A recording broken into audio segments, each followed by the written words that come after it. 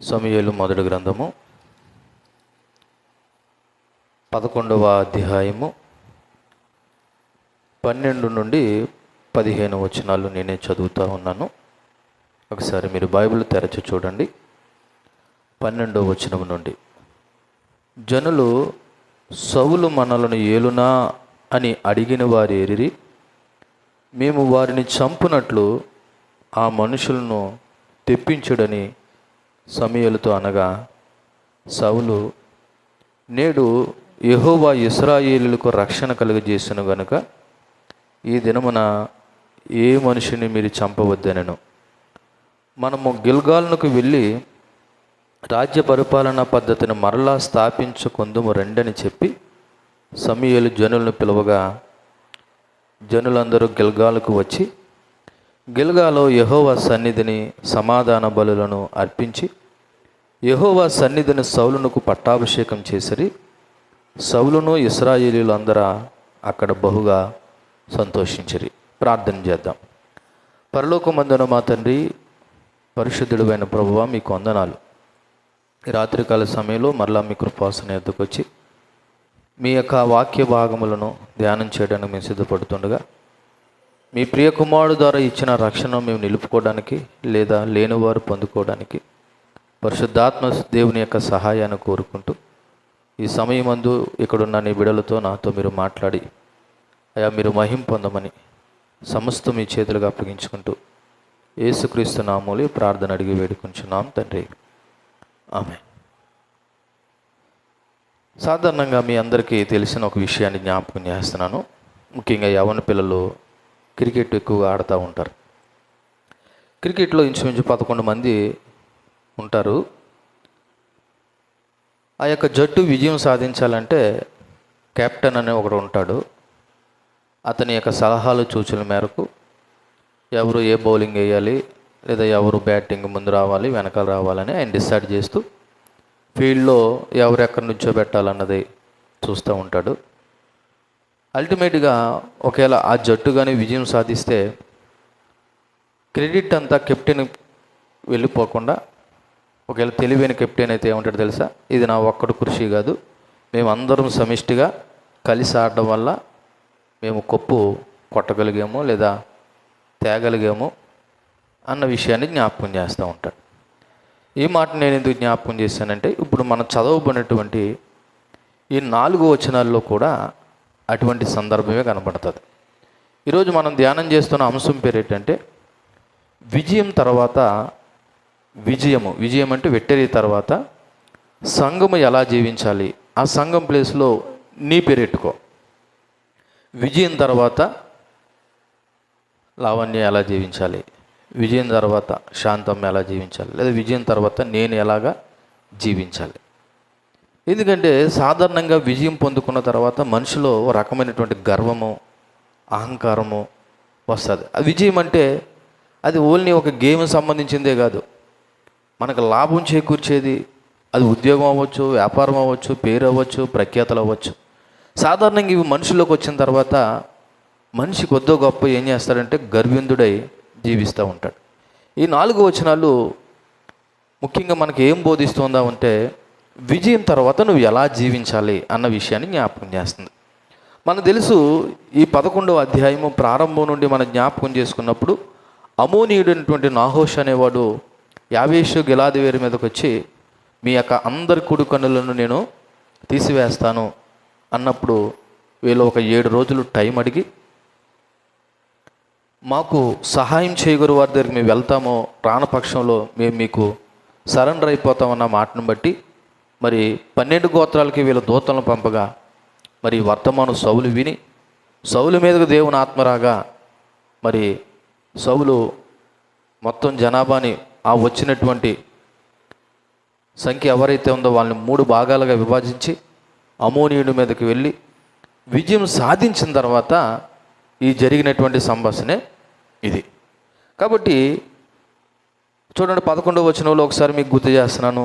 మరునాడు సౌలు జనులను 3 సమూహాలుగా చేసిన తర్వాత వారు తెల్లవారు సమయమున దండు మధ్యన జొచ్చి మధ్యాహ్నంలోగా అమోనీయులను హతం చేయగా వారిలో మిగిలిన వారు ఇద్దరేసి కూడి పోజాలకున్నట్లు చెదిరిపోయేరి. అంటే ఒక రకంగా సౌలుతో పాటు వెళ్ళిన వారు అందరూ కలిసి అమ్మోనీయులను ఓడించి యాబేషు గిలాదు వారికి విజయాన్ని చేకూర్చారు.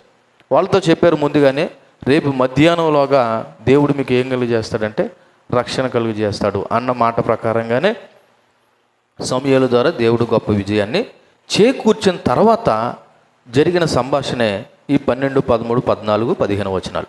12వ వచనంలో జనులు అంటున్నారు. అక్కడ రాయబడిన మాట చూడండి, జనులు అని రాయబడి పక్కన చిన్న గీత ఉంది. అంటే ఈ మాట ఎవరు చెప్తున్నారు? జనులు అన్నమాట. అంటే అక్కడ ఉన్న ప్రజలు. ఏ ప్రజలు? ఇశ్రాయేలు ప్రజలే. ఇశ్రాయేలు ప్రజలు ఏమంటున్నారంట?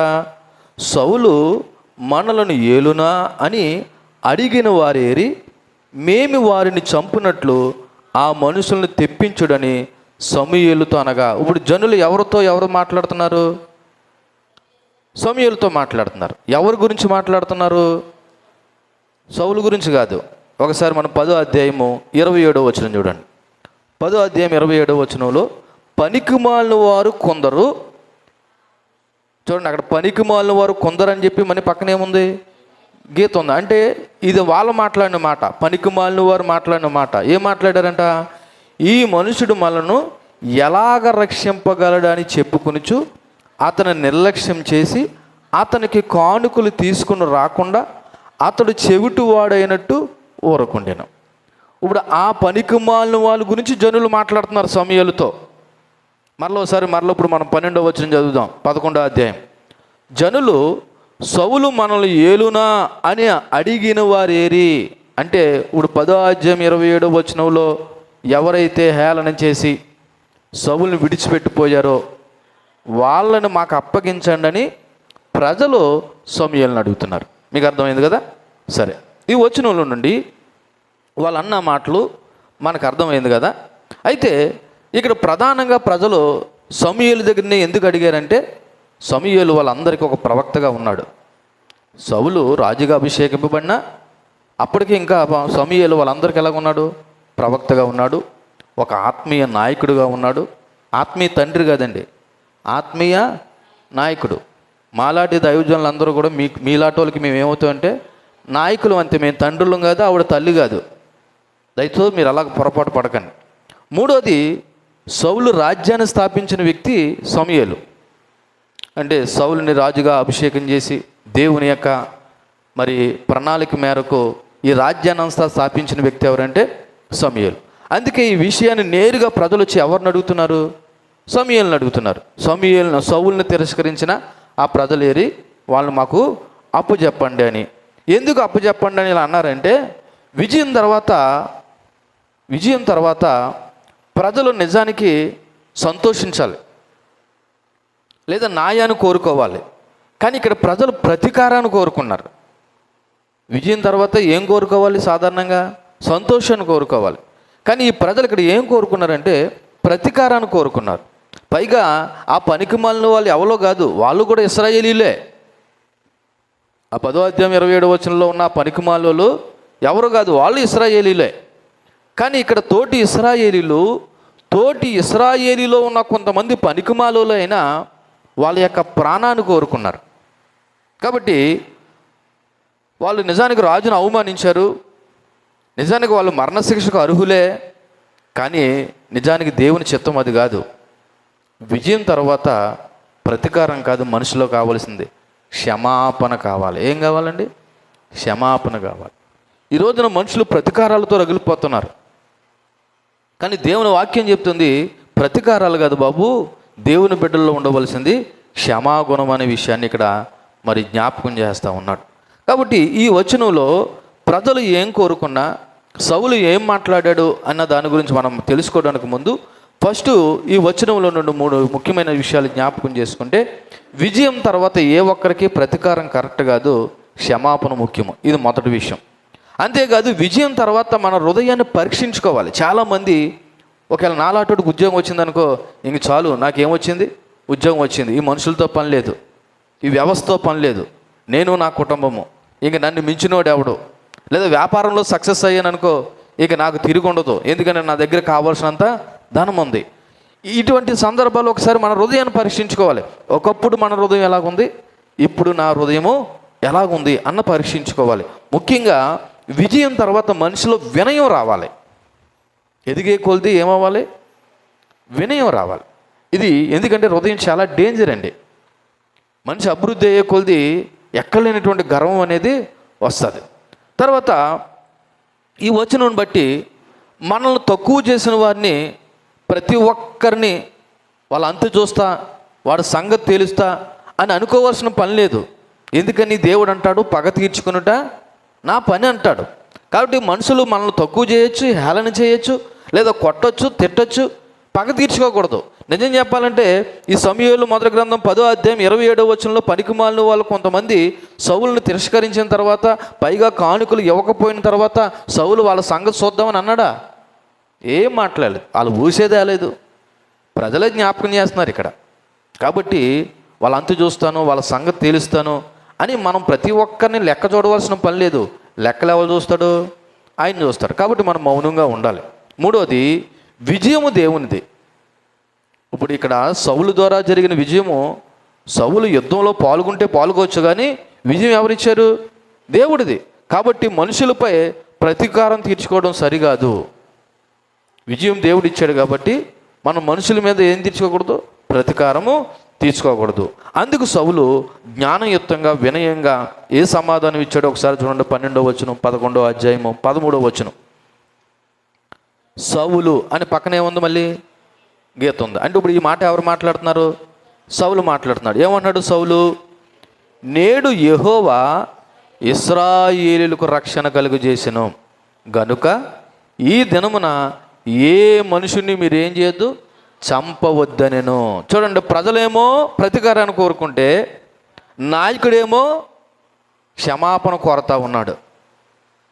ఈరోజు యెహోవా మనకేమి అనుగ్రహించాడంటే రక్షణ అనుగ్రహించాడు. కాబట్టి విజయం పొందుకున్న మనం సంతోషించవలసిన పోయి ఎవరినో చంపుదాము, ఎవడి మీదో ప్రతీకారం తీర్చుకుందాము అనుకోవడం ఇది సరైనది కాదని చెప్తా ఉన్నాడు. ఓ రకంగా చెప్పాలంటే సౌలు ఇక్కడ ఒక గొప్ప గుణపాఠం మనకు నేర్పుతా ఉన్నాడు.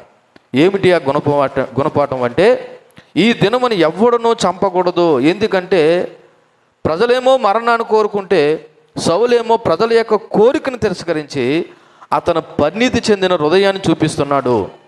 ఇక్కడ మనం అందరూ జ్ఞాపకం చేసుకోవాల్సిన విషయం ఏంటంటే, నిజమైన నాయకుడు అధికారం కోసం అధికారాన్ని అడ్డం పెట్టుకొని ప్రజలకు ప్రతీకారం చేయకూడదు. నిజమైన నాయకుడు అధికారాన్ని ఉపయోగించి ప్రజల క్షేమం కొరకు పనిచేయాలి.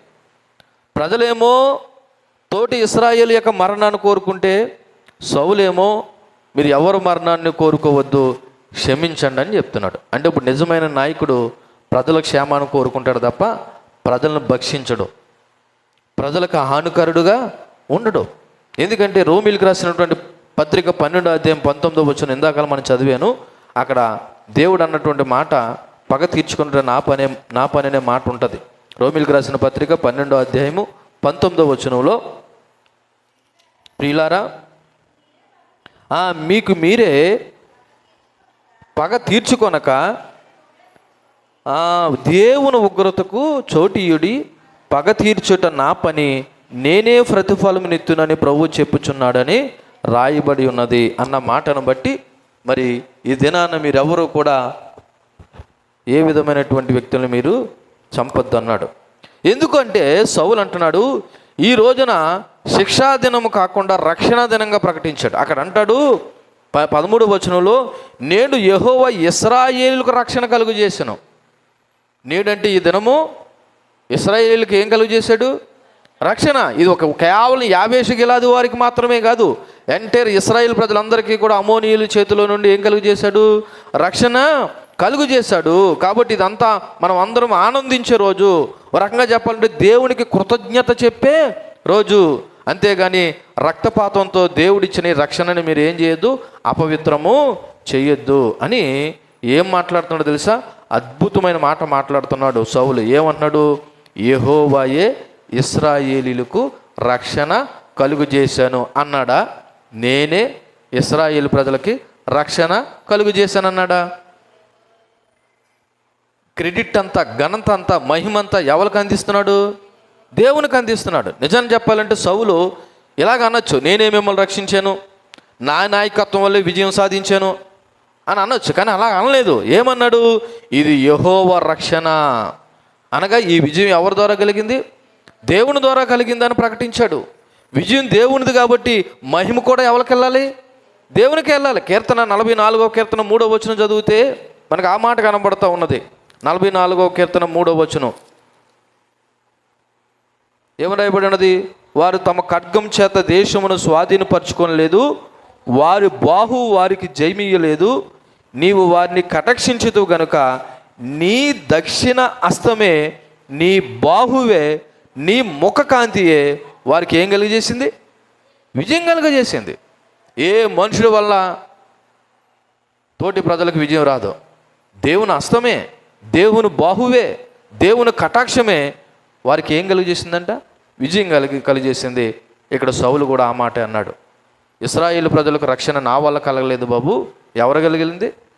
దేవుని వల్ల. ఇప్పుడు మహిమ కూడా ఎవరికి వెళ్ళాలి? దేవునికే వెళ్ళాలి అంటున్నాడు. ఈ సందర్భంలో మనం అందరం జ్ఞాపకం చేసుకోవాల్సిన విషయం ఏంటంటే, సౌలు యొక్క ప్రారంభ వినయాన్ని గమనించాలి. ఎందుకని? తన శక్తిని చూపలేదు, గర్వపడలేదు, ప్రతీకారం తీర్చుకోలేదు, పైగా దేవునికి మహిమిచ్చాడు.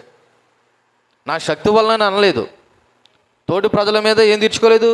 ప్రతీకారం తీర్చుకోలేదు. అలాగని గర్వపడలేదు. పైగా మహిమంతా ఎవరికి చెల్లిస్తున్నాడు? దేవునికి చెల్లిస్తున్నాడు. ఇది ప్రారంభంలో సౌలు చూపించిన వినయం. కానీ రాను రాను ఆ వినయము లేదని మనం అది తర్వాత ధ్యానం చేద్దాం. కాబట్టి 13వ వచనం నుండి మనం నేర్చుకోవాల్సిన కొన్ని విషయాలు జ్ఞాపకం చేసుకుంటే, మొదటగా విజయం ఎప్పుడైనా ఎవరి ద్వారానైనా మహిమ ఎవరికి వెళ్ళాలి? దేవునికి వెళ్ళాలి. విజయం ఎప్పుడైనా ఎవరి ద్వారానైనా మహిమ ఎవరికి వెళ్ళాలి?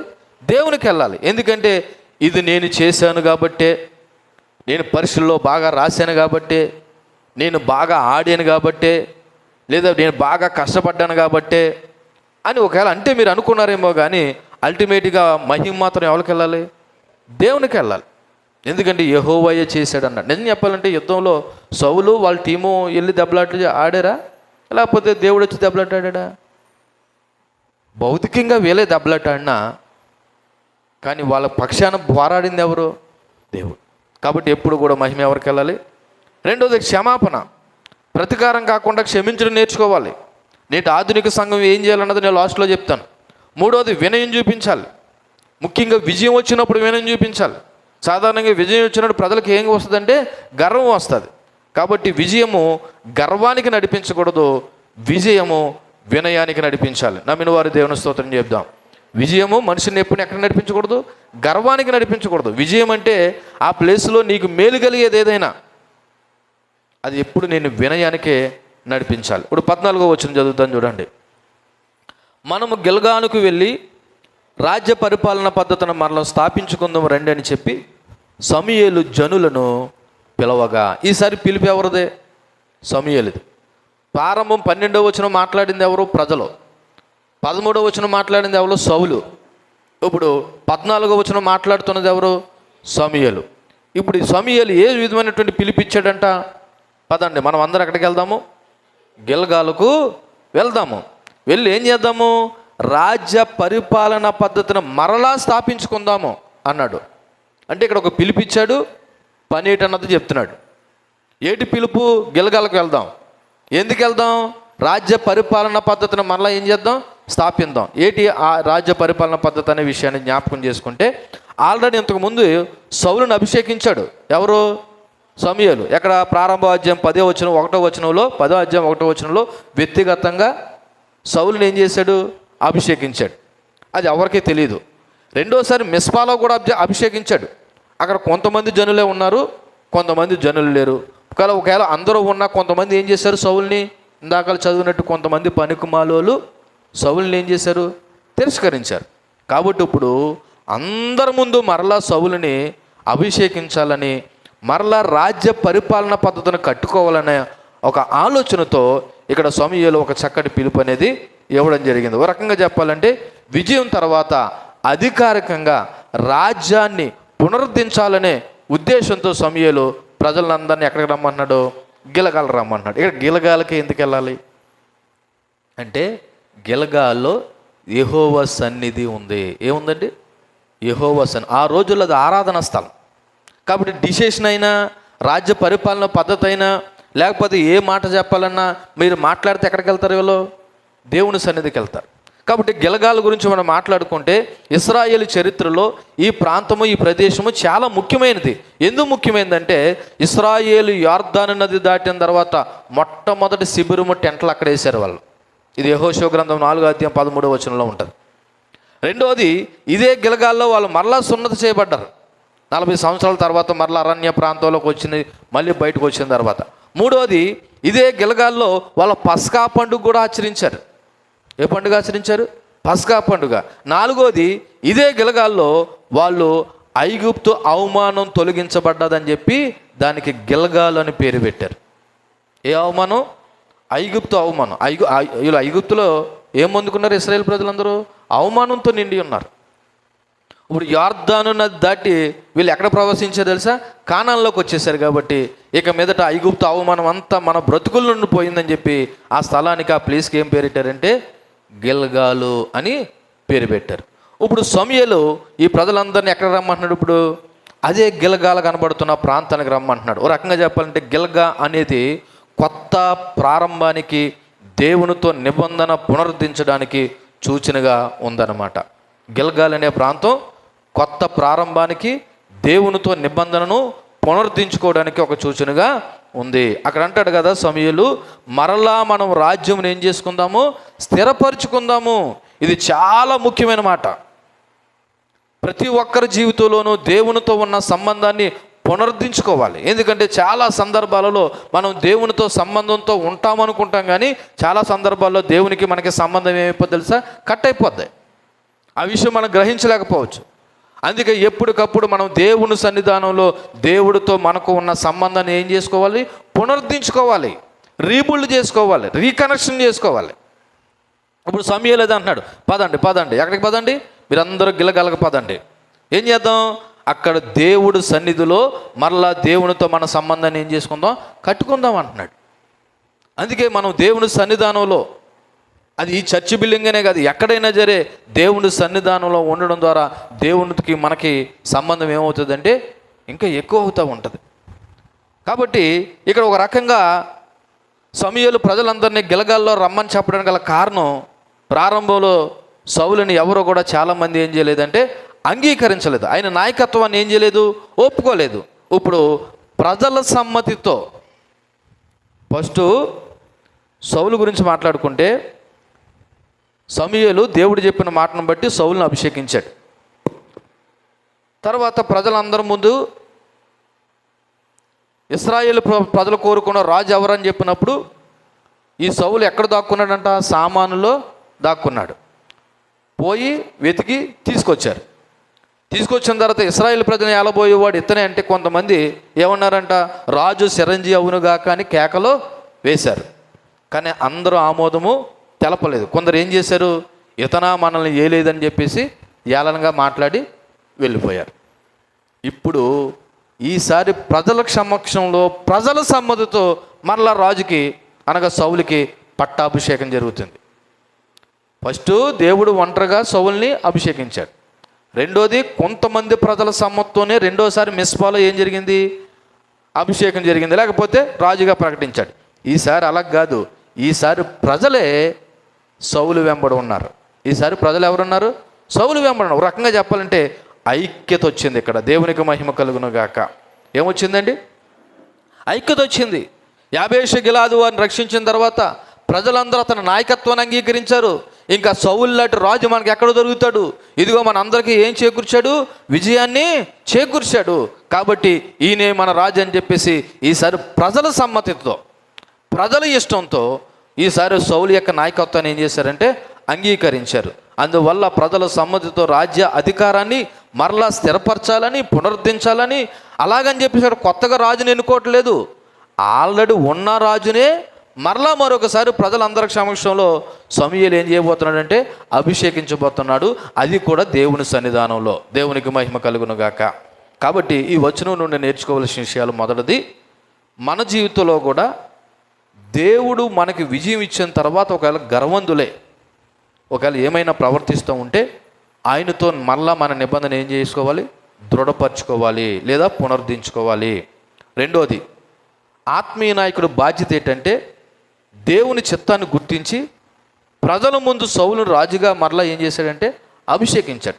నిజం చెప్పాలంటే ఈ పని సౌలు ఏమైనా చేయమన్నాడా? పోనీ ప్రజలు ఏమన్నా చేయమన్నారా? సమూయేలు కలుగు చేసుకున్నాడు ఈసారి. ఎందుకని? ప్రజలందరూ ఎవరు వెంటున్నారు? సౌలు వెంటున్నారు. కాబట్టి ఇప్పుడు ఈ ప్రజలందరి ముందర సౌలుని మరలా ఏం చేయాలంటే నేను రాజుగా అభిషేకించాలి. ఇది ఒక ఆత్మీయ నాయకుడి యొక్క బాధ్యత. అది గ్రహించిన వాడే దేవుని చిత్తానికి అనుగుణంగా ప్రజలందరూ ఇష్టపూర్వకంగా ఉన్నారని చెప్పి వాళ్ళందరినీ దేవుని సన్నిధికి రమ్మని చెప్పి ఈసారి గిలగాలు అనబడుతున్న ప్రదేశంలో సౌలుని మళ్ళీ ఏం చేశాడంటే రాజుగా అభిషేకించాడు. మూడోది, దేవుని సన్నిధానంలో ఏకత్వం అండి. ఏంటండి? మీరు గమనిస్తే చూడండి, ఆ 14వ వచనంలో అయిపోయిన తర్వాత 15వ వచనంలో జనులందరూ గిల్గాలకు వచ్చి, జనులు అందరూ కొందరా అంటే ఇప్పుడు దేవుని సన్నిధానంలో ఏముందన్నమాట? ఏకత్వం. కానీ విచిత్రం ఏంటంటే నేటి సంఘాల్లో ఏకత్వం లేదు. అది ఎలాగ లేదన్నది నేను తర్వాత చెప్తాను. నిజానికి చెప్పాలంటే దేవుని సన్నిధానంలో ఏకత్వం ఉన్నది. మరలా రాజ్యము పునరుద్ధరణ ద్వారా జాతి అంతా ఏకమయ్యింది. అది 14వ వచనం. ఈసారి 15వ వచనం చదువుతాం చూడండి. 15వ వచనంలో ఏమని రాయబడినది? జనులందరూ గిలగాలకు వచ్చి గిలగాలులో యెహోవా సన్నిధిని సమాధాన బలులను అర్పించి యెహోవా సన్నిధిని సౌలునకు పట్టాభిషేకం చేసిరి. సౌలును ఇశ్రాయేలులందరూ అక్కడ బహుగా సంతోషించారంట. మామూలుగా కాదు, బహుగా సంతోషించారంట. సో ఈ వచనాన్ని బట్టి సమూయేలు గిలగాలుకు వెళ్ళి రాజ్యాన్ని మరలా స్థాపించుకుందామని చెప్పిన తర్వాత జనులందరూ సౌలు యొక్క లేదా సమూయేలు యొక్క మాట ఆలకించి వాళ్ళు గిలగాలకు వెళ్ళారంట. వెళ్ళిన తర్వాత ఏం చేశారంటే సౌలును మళ్ళా రాజుగా అభిషేకం చేశారు. ఇక్కడ మీకు 3 విషయాలు జ్ఞాపకం చేస్తాను. ప్రారంభం 12వ వచనంలో ఎవరు మాట్లాడారు అన్నాను? ప్రజలు మాట్లాడారు, జనులు మాట్లాడారు. 13వ వచనంలో ఎవరు మాట్లాడారు? సౌలు మాట్లాడాడు. 15వ వచనంలో ఎవరు మాట్లాడారు? 14వ వచనంలో. ఇప్పుడు 15వ వచనంలో అందరూ మాట్లాడుతున్నారు దేవుని సన్నిధానంలో. ఎలాగంట? సమాధాన బలులు అర్పించి యెహోవా సన్నిధిని సౌలుకి పట్టాభిషేకం చేసి సౌలును ఇశ్రాయేలు అందరూ అక్కడ బహుగా సంతోషించారు. ఎక్కడ? దేవుడి సన్నిధానంలో. ఎక్కడండి? దేవుడి సన్నిధానంలో రాబోతుగా నీకేం కలగాలి తెలుసా? సంతోషం కలగాలి, సమాధానం కలగాలి. ఇక్కడికి ఎందుకు వచ్చానురా బాబు అని ఫీల్ అవ్వకూడదు. అలా బాధపడుతున్నావంటే నువ్వు దేవుని సన్నిధిని అనుభవించట్లేదని అర్థం. చూడండి ఇక్కడ అందరూ కలిసి దేవుని సన్నిధానంలో బహుగా సంతోషించారంట. దేవునికి మహిమ కలుగును గాక. చూడండి, మరి యెహోవా సన్నిధిని సౌలును రాజుగా అభిషేకం చేశారు. ఒక రకంగా రాజ్యం పునరుద్ధరించబడింది. తర్వాత రెండోది వాళ్ళు ఏం చేశారంట? సమాధాన బలులు అర్పించారంట. ఎందుకంటే సమాధాన బలులు మీన్స్ దేవునితో సమాధానం కలిగి ఉండడం. అంతేకాదు కృతజ్ఞత చెప్పడం. ఏంటి? కృతజ్ఞత చెప్పడం.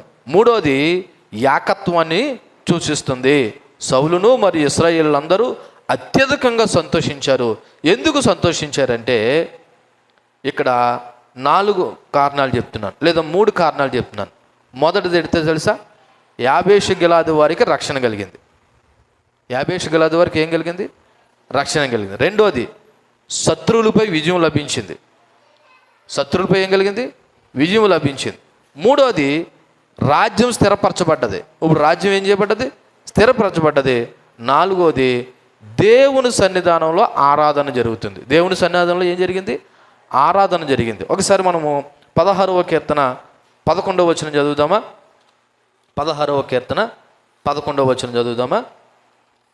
16వ కీర్తన 11వ వచనంలో, జీవ మార్గమును నువ్వు నాకు తెలియజేసేదువు, నీ సన్నిధిని సంపూర్ణ సంతోషం కలదు. ఎక్కడంటండి సంపూర్ణ సంతోషం? అమ్మా, ఏ సన్నిధి? నీ సన్నిధి, దేవుని సన్నిధానం. నిజానికి ప్రజలు ఈ రోజున సంతోషాన్ని ఎక్కడ కోరుకుంటున్నారు? లోకంలో కోరుకుంటున్నారు, కొంతమంది టీవీల్లో కోరుకుంటున్నారు, కొంతమంది సెల్ ఫోన్లో కోరుకుంటున్నారు, లేకపోతే మరికొంతమంది ఏదేదో విలాసాల్లో కోరుకుంటున్నారు. నిజమైన సంతోషం ఎక్కడ ఉందంట? దేవుని సన్నిధానంలో. అయినా సరే తెలుసండి ప్రజలు ఎక్కడ రావటం లేదు.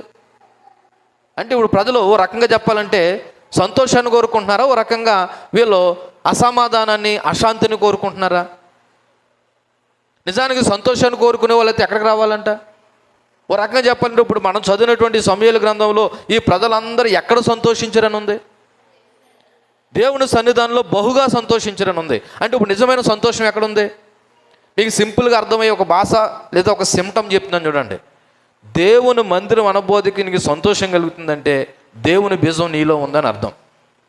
దేవుని మందిరం అనబోధికి నీ నిర్లక్ష్యం కలిగి నువ్వు ఇంటి దగ్గర ఉండిపోవాలనుకుంటున్నావంటే మొహమాటలు లేకుండా చెప్తున్నాను, దేవుని బీజం నీలో లేదు. నిజమైన సంతోషం ఎక్కడ ఉందంటే అండి, చదివారా నా మాట లేకపోతే ఉన్న బైబిల్లో ఉన్న మాటనే? నిజమైన సంతోషం దేవుని సన్నిధానంలో ఉంది. నేను దేవుని మందిరంకి వెళ్ళడం ద్వారా సంతోషాన్ని అనుభవిస్తాను, లేదా దేవుని సన్నిధానంలో నాకు సంతోషం ఉంది అని అనుకున్న వాళ్ళు కంపల్సరీ ఎక్కడ ఉండాలనుకుంటారు? దేవుని సన్నిధానంలో అనుకుంటారు. అది చర్చి బిల్డింగా లేదా మరొక చోట అన్నది కాదు, మొత్తం మీద దేవుని పిల్లలతో దేవుడితో సహవాసం చేయాలనుకుంటారు. ఎందుకనిలేండి, ఈరోజు ఎందుకు ప్రార్థన, బుధవారం ఎందుకు, శుక్రవారం వెళ్దాం, శుక్రవారం ఎందుకు, శనివారం వెళ్దాం, లేదా ఆదివారం వెళ్దాం అని అనుకుంటున్నావంటే ఓ రకంగా నువ్వు దేవుని సన్నిధికి దూరం అవుతున్నావు. ఓ రకంగా నీకు నువ్వే అసమాధానానికి కారణం అవుతూ ఉన్నావు. కాబట్టి నిజమైన ఆనందం ఎక్కడ ఉందంటే దేవుని సన్నిధానంలో ఉంది. సో ఈ వచనం ద్వారా మీకు కొన్ని విషయాలు చెప్తున్నాను. నిజమైన నాయకత్వం దేవుని సన్నిధానంలోనే స్థిరపరచబడుతుంది. అంతేకాదు విజయం అనంతరము దేవునికి మనం ఏం చెప్పాలంటే కృతజ్ఞత చెప్పాలి. వీళ్ళందరూ దేవుని సన్నిధానంలో సమాధానాల బలు అర్పించడం ద్వారా ఏం చేశారంటే దేవునికి కృతజ్ఞత స్తుతులు చెప్పారు. 103వ కీర్తన ఉంటుంది కదా, నువ్వు చేసిన ఉపకారంలో దేనిని మరువకము. దేవుడు చేసిన ప్రతి ఉపకారాన్ని బట్టి దేవునికి ఏం చెల్లించాలి? కృతజ్ఞత చెల్లించాలి. నిజమైన ఆనందం దేవుని సన్నిధానంలో సహవాసంలో ఉంది అనే విషయాన్ని మర్చిపోకండి. ఇది మొదటి 4 వచనాలు.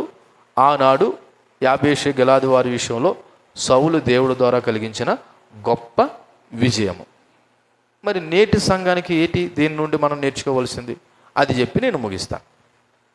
ఆనాడు జరిగిన చరిత్ర చెప్పానండి. మనకేం కలిసి వచ్చింది ఇప్పుడు?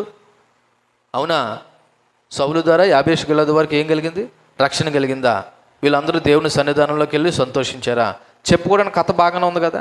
మరి నేటి నూతన నిబంధన సంఘాన్ని దీన్ని ఎలా అన్వయించుకుందాం అన్న విషయాన్ని జ్ఞాపకం చేసుకుంటే, మొట్టమొదటగా ఇక్కడ సమూయేలు మొదటి గ్రంథం 11వ అధ్యాయం 11వ వచనంలో మరనాడు సౌలు జనులు 3 సమూహాలుగా చేసిన తర్వాత వారు తెల్లవారుజామున దండు మధ్య నుంచి వచ్చి మధ్యాహ్నంలోగా అమోనీయులను హతము చేయగా వారిలో మిగిలిన వారు ఇద్దరేసి లేకుండా పోజాలకుండా చెదిరిపోయారు. కాబట్టి వాళ్ళకి ఏం కలిగిందంటే విజయము లభించింది. 11వ వచనంలో ఏం లభించింది? విజయం లభించింది. ఎలాగా? సౌలు శత్రువులు ఓడించాడు. అలాగే యేసుక్రీస్తు కూడా ప్రధాన శత్రువైన సాతాను కూడా ఏం చేశాడంటే ఓడించాడు. ఎలా ఓడించాడు? ఆయన మరణం ద్వారా ఓడించాడు. దేవునికి మహిమ కలుగునుగాక. ఆయన మరణం ద్వారా మన పాపాన్ని, మన శాపాన్ని, అలాగే మరి మన మీద ఉన్న సమస్త భారాన్ని కూడా దేవుడు ఏం చేశాడంటే తొలగించాడు. ఓ రకంగా చెప్పాలంటే నూతన నిబంధన సంఘాన్ని కూడా దేవుడు ఏం కలుగు చేశాడు తెలుసా? రక్షణ కలుగు చేశాడు, విజయాన్ని కలుగు చేశాడు. ఈ మాట ఎక్కడ ఉందంటే కొరింథీయులకు రాసినటువంటి మొదటి పత్రిక 15వ అధ్యాయము. కొరింథీయులకు రాసిన మొదటి పత్రిక 15వ అధ్యాయము 57వ వచనాన్ని చదువుదాం. లేకపోతే 55వ వచనం కిందనుంది చూడండి. విజయమందు మరణము మృంగివేయబడినని రాయబడిన వాక్యం నెరవేరును. ఓ మరణమా నీ విజయం ఎక్కడా? ఓ మరణమా నీ ముళ్ళు ఎక్కడా? మరణపు ముళ్ళు పాపము, పాపానికి ఉన్న బలము ధర్మశాస్త్రమే. అయినను మన ప్రభువైన యేసుక్రీస్తు మూలంగా మనకు జయము అనుగ్రహించుచున్న దేవునికి స్తోత్రము కలుగునుగాక. ఎవరి మూలంగా జయం కలిగిందంట మనకి? ఆనాడు ఇశ్రాయేలు ప్రజలకి ఎవరి మూలంగా జయం కలిగింది? తండ్రి అయిన దేవుడి ద్వారా. ఈ రోజున నూతన నిబంధన సంఘానికి ఎవరి మూలంగా జయం కలిగింది? యేసుక్రీస్తు ద్వారా మనకి ఏం కలిగింది? జయము కలిగింది. అది కూడా ఆయన మన కొరకు మరణించడం ద్వారా మనకి ఏం కలిగిందంటే జయము కలిగింది. ఇది మొదటిది. రెండోది, విజయ అనంతరము వాళ్ళు ఏం తీర్చుకుందాం అనుకున్నారు? ప్రతీకారం తీర్చుకుందాం అనుకున్నారు. ఎవరు? ప్రజలు. కొంతమంది ప్రజలు 12వ వచనంలో చెప్పబడినట్లు సౌలు మనల్ని ఏలునా అని ఎవరైతే పలుకారో ఆ మనుషులు ఎక్కడ, వాళ్ళని మాకు అప్పగించండి అని సమూయేలుని అడిగారు కదా కొంతమంది ప్రజలు. ఇక్కడ రెండో విషయం ఏంటంటే, విజయం అనంతరం ప్రతీకారం కాదు దేవుడు కోరుకుంటున్నది, క్షమాపణ అన్న విషయాన్ని మీకు గుర్తు చేశాను కదా.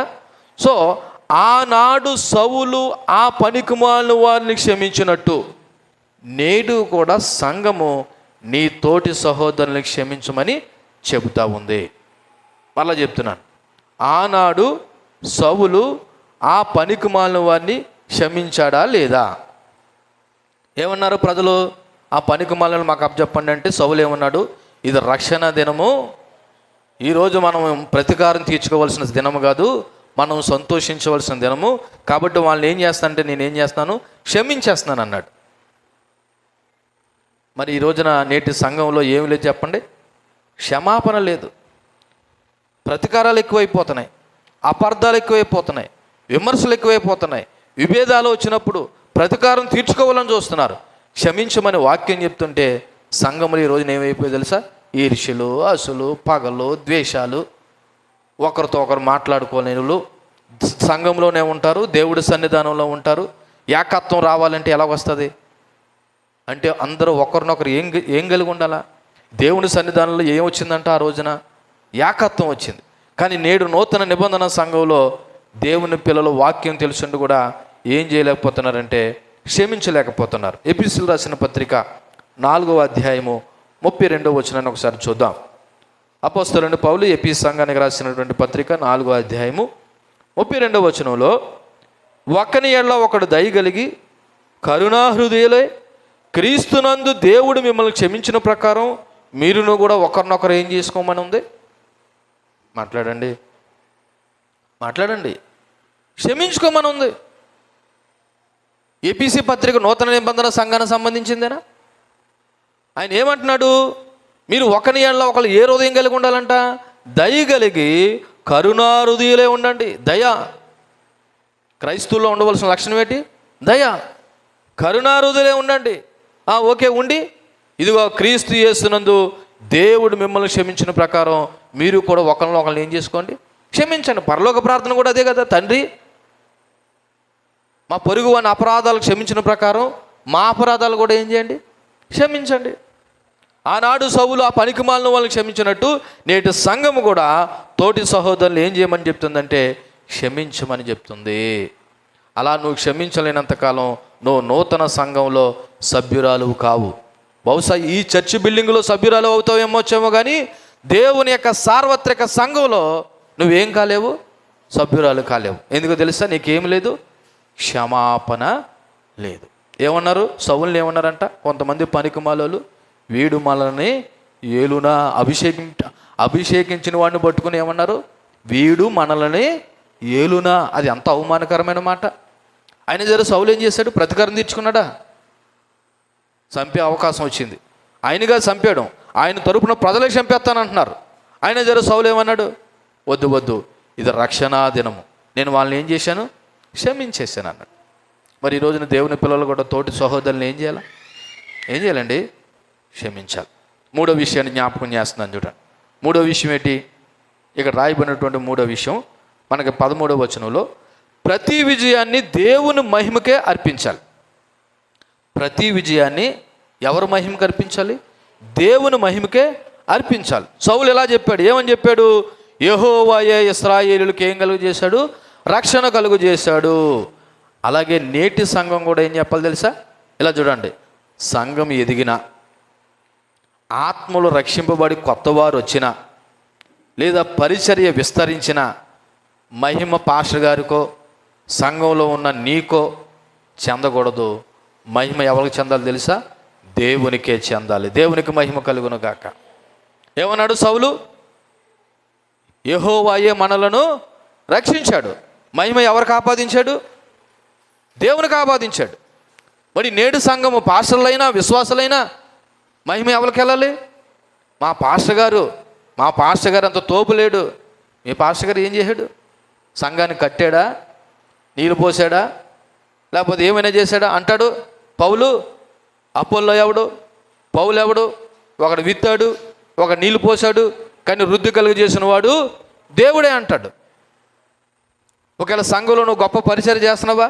నీ పరిచర్య ద్వారా నూతనమైన ఆత్మలు వచ్చారా? లేకపోతే నువ్వు చేస్తున్న పరిచర్యను బట్టి నీకేమైనా ఒకవేళ మంచి హృదయంతోనే చేసిన మహిమ నీకు కాదు, మహిమ ఎవరికి వెళ్ళాలి? ఎందుకు తెలుసా? నువ్వు ఎంత పరిచర్య చేసినా, నువ్వు ఎంత సువార్త చెప్పినా, నూతనమైన ఆత్మలంటూ చర్చ్ బిల్డింగ్లోకి వచ్చారంటే దేవుడు వాళ్ళని ప్రేరేపించి ఇక్కడ తీసుకురాకుండా ఎవరో రాలేదు. కాబట్టి మూడో విషయం ఏంటంటే, నేటి సంఘం నేర్చుకోవాల్సిన విషయం, అది పాస్టర్ గారైనా సంఘంలో ఉన్న సభ్యులైనా సరే, ఎప్పుడు ఏ విజయం వచ్చినా అది చిన్నదైనా పెద్దదైనా సమస్త మహిమ ఘనత ప్రభావాలు ఎవరికి చెల్లించాలి? దేవునికే చెల్లించాలి. ఈ మాట పేతురు భక్తుడు చాలా స్పష్టంగా చెప్తున్నాడు. చూడండి, పేతురు గారు రాసినటువంటి మొదటి పత్రిక 4వ అధ్యాయము 11వ వచనాన్ని చదువుదాం. పేతురు గారు రాసిన మొదటి పత్రిక 4వ అధ్యాయం 11వ వచనంలో, ఒకడు బోధించిన యెడల దేవోక్తులను బోధించినట్టు బోధింపవలను, ఒకడు ఉపచారం చేసిన యెడల దేవుడు అనుగ్రహించిన సామర్థ్యం నుండి చేయవలను. ఇందువలన దేవుడు అన్నిటిలోనూ యేసుక్రీస్తు ద్వారా మహిమపరచబడును, యుగ యుగములు మహిమ ప్రభావాలు ఆయనకే ఉండునుగాక అని రాయబడి ఉన్నది. ఎవరికంట? ఒకవేళ ఎవడైనా బోధించేవాడై ఉండి చక్కగా అనర్గళంగా దేవోక్తులను బోధించినట్టు బోధిస్తే బోధించండి, లేదా బోధించనియండి. లేదా ఎవరైనా ఉపచారం చేసి దేవుడు అనుగ్రహించిన సామర్థ్యం కొలిది వాళ్ళు చక్కగా వంట చేస్తారా, లేదా చక్కగా పరిచర్య చేస్తారా, లేదా చక్కగా నీట్గా క్లీన్ చేస్తారా, లేదా చక్కగా ఒకవేళ పరిచర్య మందిరం లోపల సౌండ్ సిస్టమ్ పెడతారా, లేదా చక్కగా మ్యూజికే కొడతారా? ఏదంటే చేయనియండి, ఏమంటే చేయనియండి. కానీ అన్నిటిలోనూ అక్కడ రాయబడిన మాట, దేవుడు అన్నిటిలోనూ, నువ్వు ఏ పరిచర్య అంటే చేయి, అన్నిటిలోనూ యేసుక్రీస్తు ద్వారా మహిమపరచబడును. ఎవరికి? యుగ యుగాలు మహిమ ప్రభావాలు ఆయనకే, దేవునికే చెల్లాలి. కాబట్టి నేను లేకపోతే చర్చిలోనే ఆ పని జరగదు, నేను నా ద్వారానే ఇంత జరిగింది, లేదా నా ద్వారానే అంత జరిగింది అని అంటున్నావంటే దేవుడికి చెల్లవలసిన మహిమ ఎవరు దొంగలించేస్తున్నారు? నువ్వు దొంగలించేస్తున్నావు. ఒక రకంగా చెప్పాలంటే దొంగవే. దేవుని మహిమను ఎవడు దొంగలించినా వాడు ఎవడో తెలుసా? దొంగ. అది ఎంత పెద్ద పాస్టర్ గారైనా సరే. కాబట్టి సమస్త మహిమ ఘనత ప్రభావాలు ఎవరికి చెల్లాలి? దేవునికే చెల్లాలి. ఇక చివరగా 4వ మాట చూడండి. 4వ మాట ఏంటంటే, అక్కడ 15వ వచనంలో చెప్పబడినట్లు, ఇశ్రాయేలీయులను సౌలును అందరును దేవుని సన్నిధానంలో సమాధాన బలులు అర్పించి బహుగా ఏం చేశారంట? సంతోషించారని అక్కడ చదివాం. సో అక్కడ ఏం కనిపించిందంటే, ఆ రోజున ఇశ్రాయేల్ అందరిలో ఐక్యత కనిపించింది. అంతేకాదు ఆరాధన కనిపించింది. దేవునికి మహిమ కలుగును గాక. మీకు ఒక విషయాన్ని చెప్తున్నాను చూడండి, ఐక్యత లేకుండా ఆరాధన జరగదండి. ఐక్యత లేకుండా ఏం జరగదు? ఆరాధన జరిగిపోద్ది, పేరుకి జరిగిపోద్ది. ప్రారంభ ప్రార్థన, పాటలు, వాక్యము, ముగింపు ప్రార్థన, ఏం జరిగిపోయింది? ఆరాధన జరిగిపోయింది. కానీ నిజమైన ఆరాధన ఎప్పుడు జరుగుతుందో తెలుసా?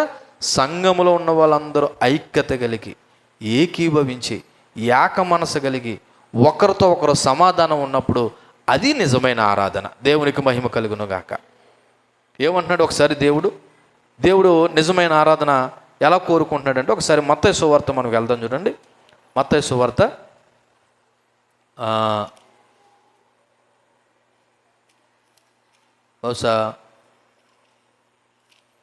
4వ అధ్యాయమా 5వ అధ్యాయమో 6వ అధ్యాయం ఒకసారి చూడండి. 5వ అధ్యాయమే 23వ వచనం చూడండి. 23వ వచనం, కావున నువ్వు బలిపీఠం వద్ద అర్పణ అర్పించుచుండగా నీ మీద నీ సహోదరునికి విరోధం ఏమైనా కలదని అక్కడ నీకు జ్ఞాపకం వస్తాయి. అక్కడ దేవుని సన్నిధానంలో లేదా బలిపీఠం దగ్గర నీకు జ్ఞాపకం వస్తే అక్కడ బలిపీఠం యొద్దనే నీ అర్పణ విడిచిపెట్టే. నువ్వు ఏదైతే మొక్కుకోడానికి వెళ్ళావో దాన్ని విడిచిపెట్టేసి ఏం చేయమన్నాడు? మొదట వెళ్ళి నీ సహోదరునితో ఏం చేయమన్నాడు? సమాధానపడు అన్నాడు. అటు తర్వాత వచ్చి నీ అర్పణ ఏం చేయమన్నాడు? ఇప్పుడు సమాధానం లేకుండా నువ్వు ఎంత అర్పణ అర్పించినా, ఎంత ప్రార్థన చేసినా, ఎంత పాటలు పాడినా, నాలాటోడు ఎంత బోధించినా ఇక్కడ ఆరాధన జరిగింది అనుకుంటున్నారా? మాట్లాడాలి మీరు. ఆరాధన జరగలేదు, డమ్మీ ఆరాధన జరిగింది. ఎందుకు డమ్మీ ఆరాధన జరిగింది తెలుసా? సంఘం లోపల ఉన్న వారికి ఏమి లేదు, సమాధానం లేదు, శాంతి లేదు, ఒకరితో ఒకరికి మాటలు లేవు, కక్షలు, అసూయలు. ఇక్కడ ఏం జరుగుతుంది? సంఘంలో ఆరాధన జరుగుతుంది అనుకుంటారా? మీరు అనుకున్నట్టుగా దేవుడికి నిజమైన ఆరాధన జరుగుతులేదు. నిజమైన ఆరాధన ఐక్యతలో ఉంది. నమ్మిన వారి దేవుని స్తోత్రం చెప్పండి. నిజమైన ఆరాధన ఎక్కడుందంట? ఐక్యతలో ఉంది. అక్కడ రాయబడిన మాట, ప్రజలందరూ, సౌలు అందరూ కూడా యెహోవా సన్నిధిని ఏం చేశారంట? బహుగా సంతోషించారంట. ఆ మనిషి ఈ మనిషికి షేక్ హ్యాండ్ వేస్తుందంట, ఆ మనిషి ఈ మనిషికి వందనాలు చెప్పుకుంటుందంట, ఆ మనిషి మీద ఈ మనిషి జబ్బల మీద చేయలేసుకొని సరదాగా సంతోషిస్తున్నారంట. ఒకరితో ఒకరితో మాట్లాడుకుంటేనే కదా ఈ సంతోషం కలుగుతుంది. ఇప్పుడు చెప్పండి, నిజమైన ఆరాధన, నిజమైన సంతోషం ఎందులో ఉందంటారు? మీరు వచ్చి కూర్చుని ఆలకించిపోవడంలో ఉందనుకుంటున్నారా? లేదు లేదు లేదు. నిజమైన ఆరాధన ఐక్యతలో ఉంది. గిలగాలో ప్రజలందరూ కలిసి దేవుని ఆరాధించినట్టు నేటి సంఘం కూడా ప్రార్థనలోను, ఆరాధనలోను, ప్రభు భోజనంలోను, సేవలోను ఐక్యతతో జీవించాలని చెప్తుంది. ప్రార్థనలో ఐక్యత ఉండాలి, ఆరాధనలో ఐక్యత ఉండాలి, ప్రభురాత్రి భోజనంలో ఐక్యత ఉండాలి, సేవలో ఐక్యత ఉండాలి. సందర్భం వచ్చింది కాబట్టి జ్ఞాపకం చేస్తున్నాను. చాలా పెద్ద పెద్ద సంఘాల్లో ప్రభురాత్రి భోజనం పాస్టర్ గారు ఎవరిస్తారు? విశ్వాసులు. ఆడవాళ్ళకి ఆడవాళ్ళు, మగవాళ్ళకి మగ. ఇప్పుడు లావణ్యకి నీకు అప్పచెప్పాను పరిచర్య. లావణ్య సచివతో మాట్లాడతలేదు. ఇప్పుడు ఏం చేస్తావు? పరిచర్య నీకు అప్పచెప్పాను, ఇస్తావా ఇవ్వవా? ఎలాగిస్తావు? ఇష్టం లేకుండా అక్కడ పడేసిపోతావు. మరి ప్రభురాత్రి భోజనంలో ఏకత్వం ఉందా? ఏకత్వం ఉందా? చెప్పండి. లేకపోతే సుధీర్కి అప్పచెప్పాను పరిచర్య, ఆడు ఎవరితో మాట్లాడతలేదు. ఇప్పుడు ఆడేం చేస్తాడు? ఎలాగన్నా కొడతాడు, ఏదైనా గీకన్నా గీకి చేతిలో పెడేసిపోతాడు. ప్రభురాత్రి భోజనంలో ఏకత్వం ఉందా? ప్రార్థనలో ఏకత్వం ఉందా? ఆరాధనలో ఏకత్వం ఉందా? అందుకే ఈ రోజున దేవుడి కార్యాలు మందిరంలో జరగట్లేదు. నిజమైన ఆరాధన ఎప్పుడు జరుగుతుంది అనుకుంటున్నారు? ఐక్యతతో కూడినప్పుడు. దేవునికి మహిమ కలుగును గాక. ఈ మాట కూడా చదివేసి నేను ముగించుకుందాం. ఏప్రిల్ రాసిన పత్రిక 10వ అధ్యాయము, ఏప్రిల్ రాసిన పత్రిక 10వ అధ్యాయము 24, 25 వచనాల్లో చెప్పబడినట్టు, కొందరు మానుకొనుచున్నట్టుగా సమాజంగా కూడుట మానక ఒకడు ఏం చేసుకోవాలి? హెచ్చరించచ్చు. ఆ దినము సమీపించడం మీరు చూచిన కొలదే మరి ఎక్కువగా అలాగ చేయొచ్చు. ప్రేమ చూపుటకును సత్కారం చేయుటకును ఒకరినొకడు పురుకొల్పవాలని ఆలోచింతుము అని ఉంది. ఏం చేయాలంటే సంఘము ఒకరినొకరు పురుకొల్పుకోవాలి. పక్కన సచివతి, ఆ పక్కన ఉన్నటువంటి నోకలం ప్రార్థన రాకపోతే, నోకలం గారు ఎందుకు ప్రార్థన రాలేదు అని ఈ మెల్లి ఆమెను ఏం చేయాలా? పురుకొల్పాలి. అలా పురుకొల్పాలంటే ఈవిడ ఆవిడతో మాట్లాడాలా, ఆవిడ ఈవిడితో మాట్లాడాలా? లేకపోతే తబిదు గారు, మీ ఈదులో ఉన్న వాళ్ళు ఎవరైనా ఒక ప్రార్థన రాకపోతే ఎందుకు రాలేదు అని నువ్వు వాళ్ళని అడగాలంటే ఆవిడ నీతో మాట్లాడాలి, ఈవిడ నీతో మాట్లాడాలా? పురుకొల్పుకోవడం అంటే ఏంటి? ఎందుకు నువ్వు ప్రార్థన రావట్లేదు? ఎందుకు దేవుని ఆరాధించడం రావట్లేదు? ఎందుకు ఇంటికాడ ఉండిపోతున్నావు అని కనీసం ఈదులో ఉన్న వారిని నేను అందరిని కూడబెట్టుకొని రాకొచ్చి దేవుని మందిరంలో కూర్చోబెడితే అది ఎంత బాగుంటుంది? అలా చేయాలంటే నువ్వు అందరితో ఏం కలిగి ఉండాలా? సమాధానం కలిగి ఉండాలి, ఐక్యత కలిగి ఉండాలి. ఇక రాయబడిన మాట, కొందరు మానుకొనుచున్నట్టుగా. కొందరేటి ఈరోజు చాలామంది మానేస్తున్నారు దేవుని సన్నిధి. కొందరు మానుకొనుచున్నట్టుగా సమాజంగా కూడుకొనుట మానక ఒకరినొకరు ఏం చేసుకోండి? హెచ్చరించుకోండి. ఆ దినము సమీపించే కొలది మీరు చూచిన కొలది మరి ఎక్కువగా అలాగూ చేయండి. ఎలాగ చేయండి? ప్రేమ చూపించండి, సత్కారం చూపించండి, ఒకరినొకరు పురుకొల్పుకోండి. దేనికి పురుకొల్పుకోవడం? ఆరాధించడానికి, ఐక్యతతో జీవించడానికి, ప్రార్థన చేయడానికి, దేవుని సన్నిధానంలో సంతోషించడానికి పురుకొల్పుకోవాలి. కానీ ఈ రోజున ఎలా పురుకొల్పుకున్నారో తెలుసా? ఈ మనిషి ఆ మనిషి మీద ఎక్కబోసేస్తుంది, ఈ మనిషి ఆ మనిషి మీద. ఇదా పురుకొల్పడం అంటే? వాక్యం ఏం చెప్తుంది, సంఘం ఏం చేస్తుంది? అందుకే నేటి నూతన నిబంధన సంఘము ఈ మాటలను ఎలా అన్వయించుకోవాలన్న విషయాన్ని 4 చెప్పాను. ఆ రోజు సౌలుకి, ఇశ్రాయేలు ప్రజలు సౌలు ద్వారా విజయం వస్తే, ఈనాడు మనకి యేసుక్రీస్తు ద్వారా మనకి ఏమొచ్చింది? విజయం వచ్చింది. విజయ అనంతరం ప్రతీకారం కాదు, క్షమాపణ అవసరమని సౌలు చెప్పినట్టు ఈరోజున సంఘం కూడా ఏమి నేర్చుకోవాలి? క్షమించడం నేర్చుకోవాలి. 3వది, విజయము తర్వాత సమస్త మహిమ ఘనతలు దేవునికే చెల్లించాలి. అలాగే సంఘంలో సేవకుడైనా మిగిలిన వారు ఎవరైనా సరే సమస్త మహిమ ఘనతలు ఎవరికి చెల్లించాలి? దేవునికే చెల్లించాలి. 4వది, సంఘం ఐక్యతతో దేవుణ్ణి ఆరాధించాలి. అలా ఆరాధించినప్పుడే అది నిజమైన ఆరాధన అవుతుంది. అందుకే మీ అందరికీ ప్రారంభంలోనే చెప్పాను, విజయం తర్వాత సంఘం ఎలా జీవించాలి, లేదా విజయం తర్వాత ఆ సంఘంలో ఉన్న నీవు ఎలా జీవించాలన్నది నేటి వర్తమానం. కాబట్టి మీరు ఎలా జీవిస్తున్నారో, ఏ విధంగా జీవిస్తున్నారో మీకే తెలుసు. కాబట్టి ఒకసారి మీరు ఏమైనా సరి చేసుకోవాల్సింది, మరి క్షమాపణ చేయవలసింది ఏమైనా ఉంటే మీరు అలా సరి చేసుకుని క్షమాపణ పొంది దేవుని పిల్లలుగా నిజమైన ఆరాధన చేస్తారని నేను నమ్మి విశ్వసిస్తూ ఈ మాటలు ముగిస్తూ ఉన్నాను. ఈ మాటలు దేవుడు మన వెనుకల్లో దీవించి ఫలింపచేయునుగాక. ఆమేన్. కళ్ళు మూసుకోండి. చెప్పబడిన వాక్యాన్ని బట్టి మనం అందరం ప్రార్థన చేద్దాం. దేవుడు మీతో మాట్లాడాడు అని మీకు అనిపిస్తే ఒకసారి ప్రభు దగ్గర మొదటగా క్షమాపణ కోరి, ఇంకా మంచి పని ఏంటో తెలుసా, నీ తోటి సహోదరులతో క్షమాపణ కోరితే ఇంకా బాగుంటుంది.